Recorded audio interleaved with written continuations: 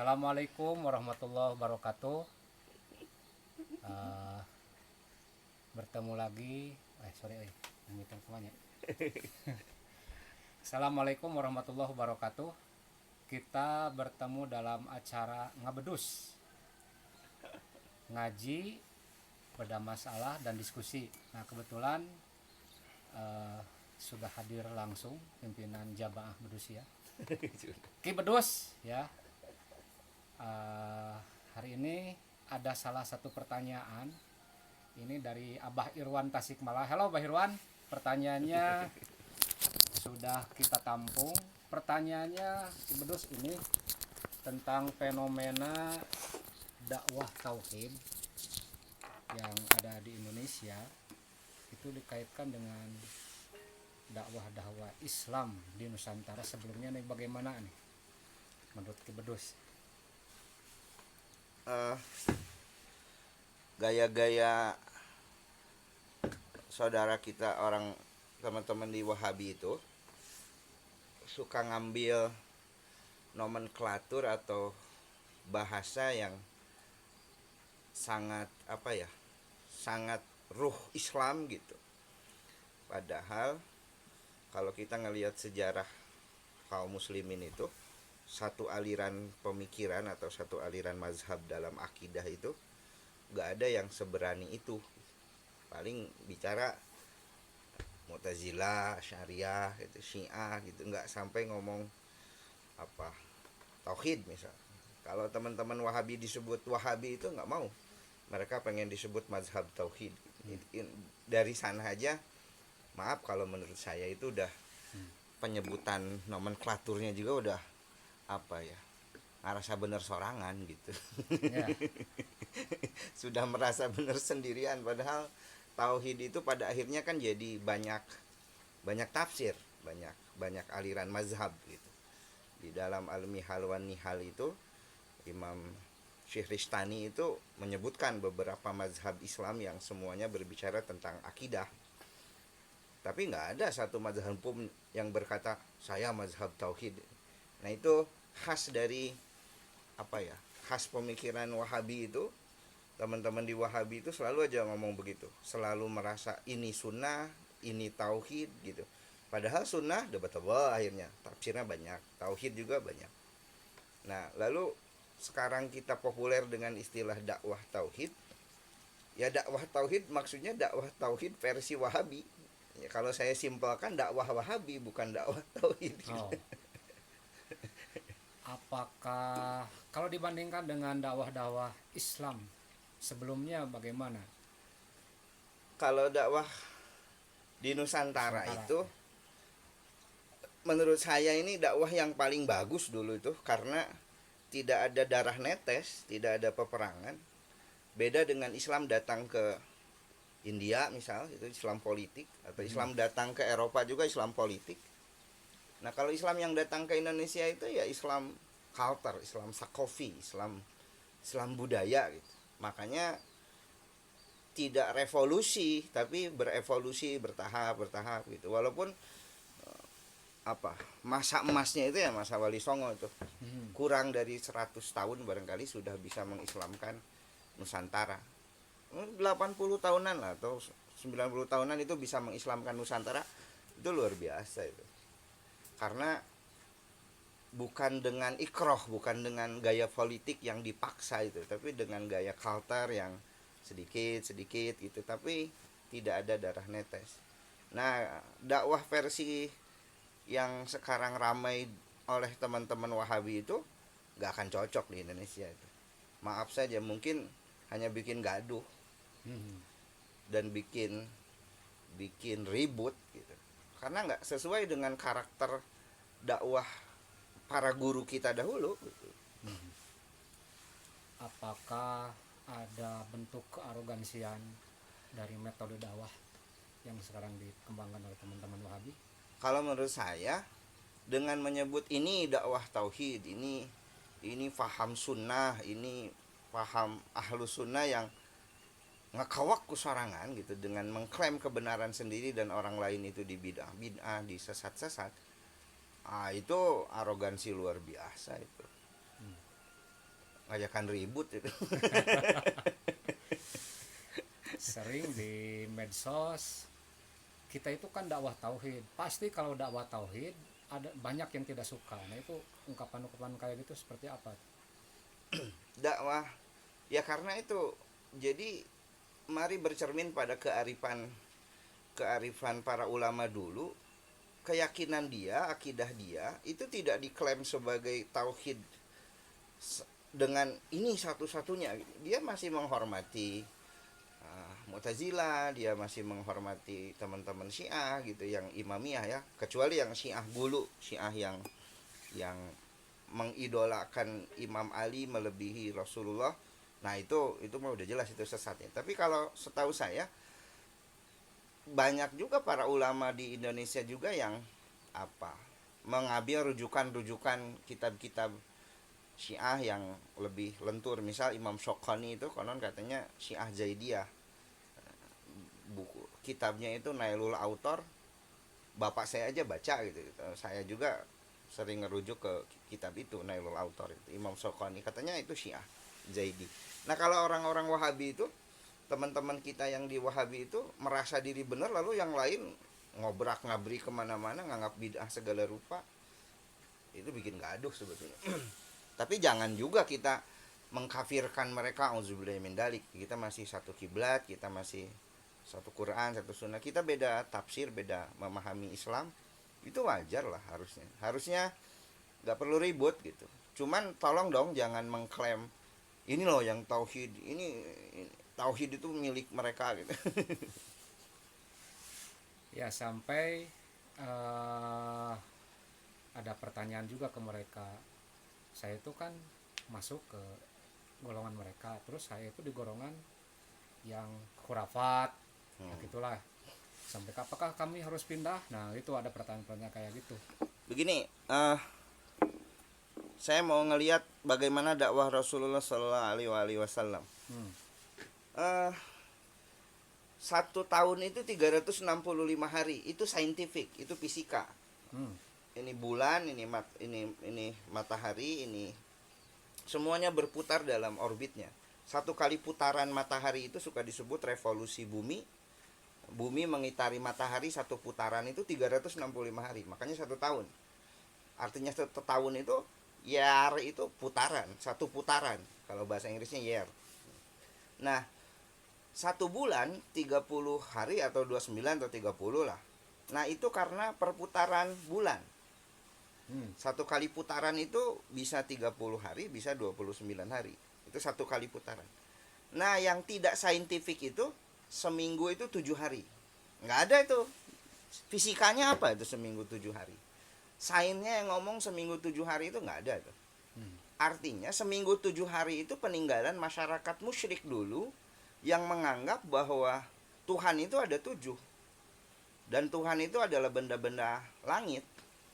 Ada Tuhan matahari, Tuhan bulan, Tuhan Jupiter, Tuhan Venus, Tuhan Saturnus. 1 hari untuk nyembah 1 Tuhan. Itu masyarakat Babilonia ketika zaman Ibrahim Nabi Allah alaihissalam. Makanya falamma ra'al kawakib, ketika Nabi Ibrahim itu melihat planet-planet, apakah ini Tuhan saya? Nah, itu kawakib itu bukan bintang ya, itu planet. Ini masyarakat Ibrahim itu punya Tuhan 7. Nah, karena Tuhannya 7, 1 Tuhan disembah untuk 1 hari. Artinya ini hari matahari, mereka nyembah matahari. Ini hari bulan, mereka nyembah bulan. Dan itu ada dalam bahasa Inggris sampai sekarang. Sunday, Monday. Sun itu matahari, day itu hari. Berarti orang nyembah matahari hari itu. Monday. Nah, seminggu yang 7 hari itu Saturday, dia nyembah Saturnus. Friday itu dewa kebebasan. Dewa kebebasan itu Uranus. Mereka nyembah Uranus. Jadi dulu itu seminggu 7 hari pure itu musyrik karena ada 7 Tuhan. Tapi udah jadi culter. Sebelum Islam datang sama aja. Waktu Abu Jahal, waktu Abu Lahab, Mughirah ibnu Ash, Yaumul Syamsi, Yaumul Qamri, sama kayak bahasa Inggris itu. Lalu Islam datang, Rasulullah itu musyrik, budayanya itu dipertahankan. Seminggu 7 hari itu nggak diganti. Tapi oleh Rasul diganti jadi Ahad, Isnin, Salis, Robi, Khamis. Itu kan budaya. Budayanya dirawat sekalipun itu benar musyrik, tapi isinya diganti. Ganti. Mhm. Kenapa budayanya dirawat? Karena susah. Mau menghancurkan culture itu nggak baik. Akan terjadi perdebatan, akan terjadi pertengkaran. Iya. Artinya budayanya dirawat, tapi isinya diganti. Hmm. Konon Sayyidina Umar itu pernah bilang ke Rasul, udahlah katanya seminggu itu ganti jadi 10 hari gitu. Mhm. Tapi Rasul nolak. Itu akan membuat ribut masyarakat karena seminggu itu sudah clear, bahkan sudah ada perhitungan falaknya, sudah ada. Nah, kayak di kita misal banyak budaya-budaya peninggalan masyarakat nenek moyang kita dahulu yang agamanya itu kok namanya Kafitayan. Mhm. Dan Kafitayan itu selalu punya hubungan dengan ruh-ruh. Jadi hamil 4 bulan persembahan ke Dewi Giyanti, hamil 7 bulan persembahan ke Dewi Sri gitu. Terus ngelahirin, terus nikah, kematian, selalu aja ada selamatan. Nah, culture budaya yang kayak gitu oleh para wali itu nggak dihancurin, cuman isinya aja diganti. 4 bulan ya baca surah Luqman, 7 bulan baca surah Yasin atau surah Yusuf gitu. Terus lahiran, akikah, khitan. Nanti kematian itu dirubah jadi tahlilan yang asalnya kenduri. Ini budayanya dirawat, tapi isinya diganti. Nah, menurut saya itu sudah sangat sunnah Rasulullah. Karena Rasul juga tidak mengganti seminggu jadi 10 hari. Ya. Seminggu tetap 7 hari. Ini kan seolah-olah kita tuh diserang sholawat juga buatan Nusara bid'ah katanya. Bagaimana tuh?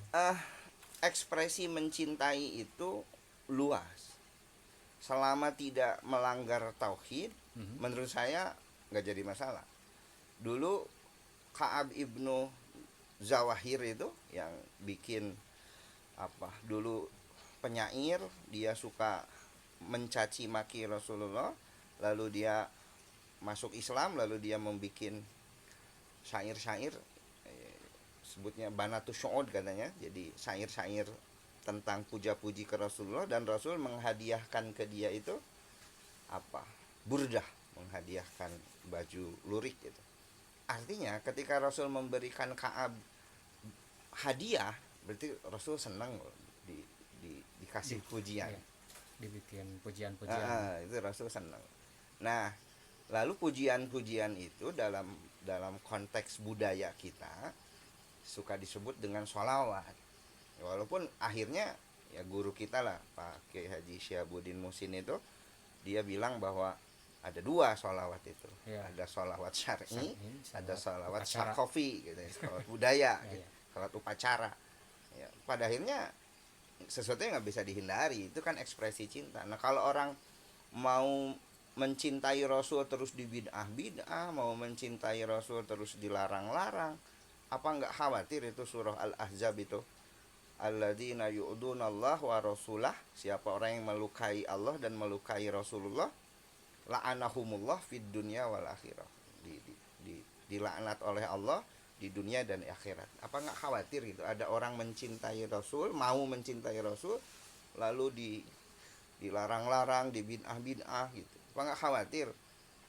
Aya jelema bogoheun ka saya, kamu di halangan, kan nyeri hati Benar. Terus lamun di negeri asalnya, kalau negeri asalnya apakah bikin kegaduhan juga seperti di Indonesia? Wahabi. Ya jelas. Wahabi ketika datang ke Saudi Arabia itu pendekatannya sangat politik, perang. Lalu para ulama diusir. Jelas bikin gaduh, tapi kan karena dia punya power, punya politik, akhirnya yang melawan berangus. Salah satu ulama yang akhirnya diusir dari Haromen itu, dari Masjid Haram itu, Syekh Ahmad Zaini Dahlan. Itu dia dipaksa keluar dari Masjid Haram, yang nulis kitab Zurmiyah kalau di kita lebih terkenalnya itu Syekh Ahmad Zaini Dahlan. Karena dia diusir, lalu dia bikin satu buku dan menurut saya bagus itu, Al Wahabiyah, kritik atau menolak paham Wahabi. Itu Syekh Ahmad Zaini Dahlan. Jadi pendekatannya ketika dia mau menguasai Saudi juga itu sangat politik itu. Bahkan mungkin kalau tidak ada Kiai Haji Wahab Hasbalah gitu, tidak ada komite Hijaz yang di Nusantara datang ke Saudi gitu dulu itu, barangkali makam Rasul juga udah dihancurin. Wow, luar biasa ya. Tapi gara-gara ya para ulama Nusantara datang waktu itu ke sana, komite Hijaz tahun 1925 itu, Mhm. dan suratnya diterima oleh raja langsung, dan dia berjanji bahwa makam Rasul tidak akan dihancurkan. Dan itulah cikal bakal kemunculan Nahdlatul Ulama sebetulnya. Pulang dari Arab, membikinlah Nahdlatul Ulama. Mbah Wahab Hasbalah, ke Haji Wahab Hasbalah. Nah, kalau kegaduhannya sudah jelas karena Wahabi itu pada akhirnya adalah paham politik. Paham politik. Paham politik. Perebutan kekhalifahan Turki Utsmani dihancurkan, lalu ambillah. Dan ada kolaborasi Inggris juga kan, dimodalin oleh Inggris sama sama Saudi Arabia. Terus gerakan Wahabi ini apakah secara struktur terstruktur dari Saudi ke kita atau gimana? Kalau setiap paham pasti punya keinginan berkembang.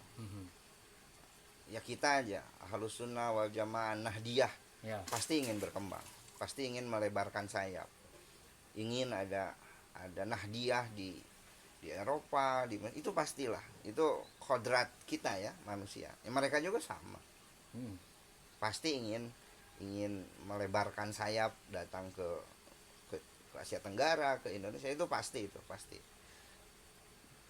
Itu terstruktur, apalagi dia punya negara kok, punya basis.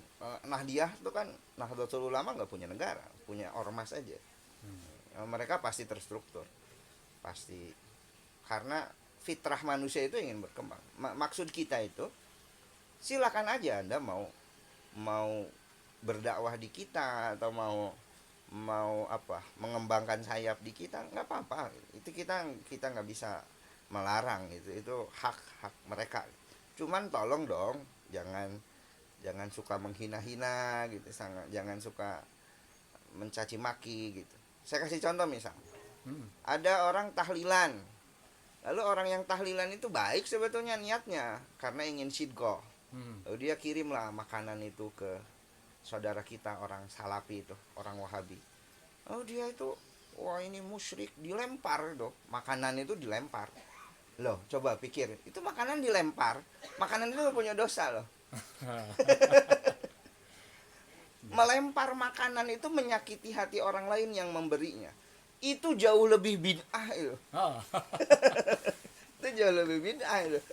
Nah, yang kayak gitu, cobalah berpikirnya yang simpel aja, yang waras gitu berpikirnya.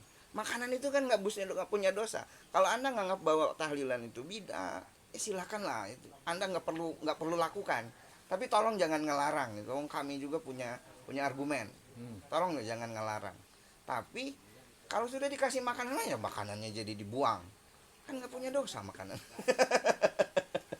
Iya. Satu lagi ke Bedus, apakah di gerakan Wahabi di Indonesia itu terindikasi ada gerakan politiknya juga? Ya pastilah. Pastilah. Karena tuh waceng atau sumping tuh. Iya. Oh, itu podcast Pak. Ya. Jadi untuk season pertama Abah Irwan sudah dijawab ya. Nanti di season kedua kita akan coba tuntas atau kupas tuntas tentang gerakan fenomena dakwah tauhid di Indonesia. Sekian, saya Danto dan Ki Bedus mengucapkan selamat beraktivitas. Salam goes. Assalamualaikum warahmatullahi wabarakatuh.